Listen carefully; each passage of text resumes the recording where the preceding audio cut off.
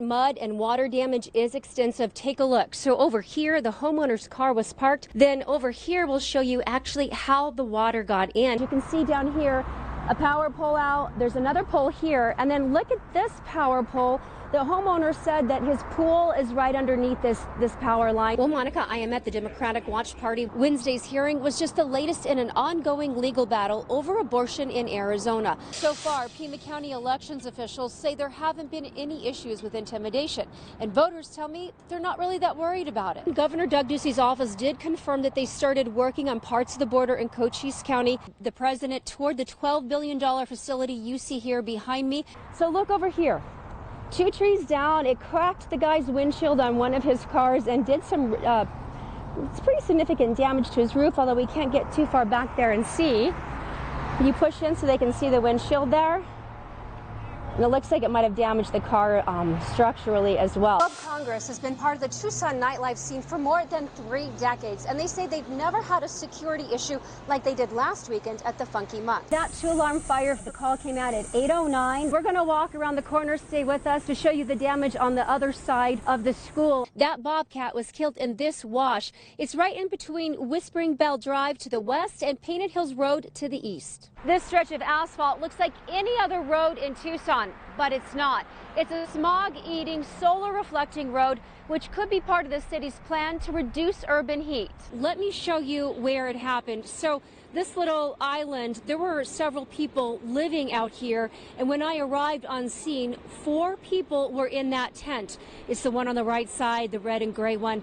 So 4 people were in that tent. It's kind of close to the south bank, and let's point the camera down there for a second, Angelo. You can see it's close, but there is no way to tell just how deep that water is, and it's moving pretty fast. We're going to show you how fast it's moving by throwing this stick out there and see if somebody were to get caught up in that. It'll take you right down and out through the channel into the major part of the river, which is moving pretty fast out there. So let's go ahead and show some video of the actual rescue from earlier this afternoon. These were the conditions that rescue crews had to face. There were crews from Tucson, Golder Ranch, and Northwest fire departments on scene. Rescuers used an inflatable raft to bring those 4 people to safety. Now, I was talking to folks out here, and witnesses tell me several people have been living in this camp for about 6 months. And I usually look at people on the north side, and I wondered if they were going to be caught in this flood. But that was earlier this morning. There was a lot of water flowing, but not like this. Did everybody know that there was going to be a big rainstorm? No, I didn't even know. So it was a shock, and So back out here live, those 4 people were able to walk to the raft and walk off the raft. They were evaluated by medical personnel, and that's about all the information we have at this point. But we do hear that there is more winter weather on the way, and for that, News 4 Tucson's chief meteorologist, Matt Brode, joins us with the latest. Let's start first with traffic. We're on Kolb Road. North Kolb Road is closed for several miles. So see around here, this is the northbound lanes. Down at Kolb and Escalante, the traffic signs are out, or traffic lights rather, so it is a 4-way stop, although people are not always stopping when they're supposed to, so if you have to go through that intersection, be very careful. Now for some damage, you can see down here a power pole out, there's another pole here, and then look at this power pole. The homeowner said that his pool is right underneath this power line, so that's a little bit concerning to him. Now we're going to walk down here a little bit more. The same homeowner, he has two trees down in the front yard. This storm hit on the east side last night a little after 6 o'clock, and around 10 o'clock last night there were about 6,000 people without power. This morning that's improved a bit. About 500 people are still without power. So look over here.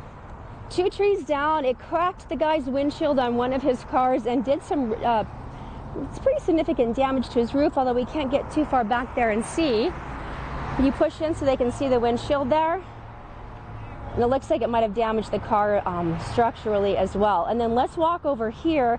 Now this is just how hard the winds were blowing last night. You can see this street light snapped in half. That's cement and steel, and it just went over, snapped at the base. And again, here's some more power poles.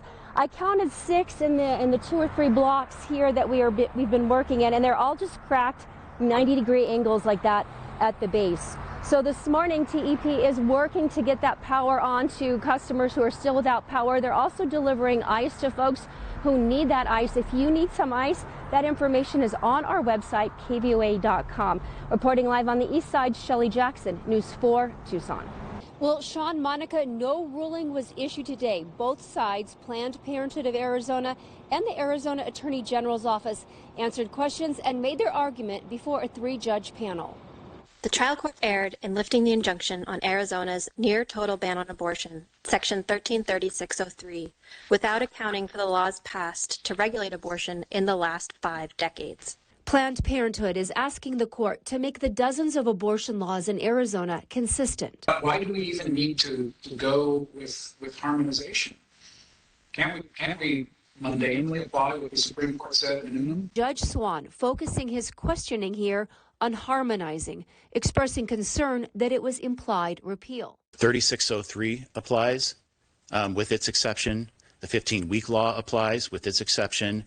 The post-viability law applies with its exception. Okay. The Arizona Attorney General's office arguing all of Arizona's abortion laws can coexist. If an abortion occurred, let's say at 18 weeks, for example. No, let's say at 10 weeks. Okay, 10 weeks. 3603 with its exception would apply. The 15-week law would not apply. Would not apply. Right. At 10 weeks, the 15-week law would not apply. Okay. Correct. So effectively, then, the 15-week law would be a nullity in that case, right? No, because the 15-week law, if an abortion occurs at 18 weeks, the prosecutor has the discretion to charge under the 15-week law. This could create confusion over which law would prevail. News 4 caught up with Planned Parenthood after the hearing. They say allowing all laws to remain on the books is essentially a ban. Yes, our position is that their proposed interpretation, which just allows all the laws to coexist and prosecutors to decide, effectively means that abortion is banned, which is what we saw during the time that the trial court's order was in effect before. Criminal law has multiple overlapping statutes that apply during different situations, and so both laws can exist at the same time. So again, no ruling was issued today, and there's no time frame for when a ruling may come down. And I should mention that everything can change in January when a new attorney general and a new state legislature is sworn in. Reporting live from downtown, Shelle Jackson, News 4 Tucson.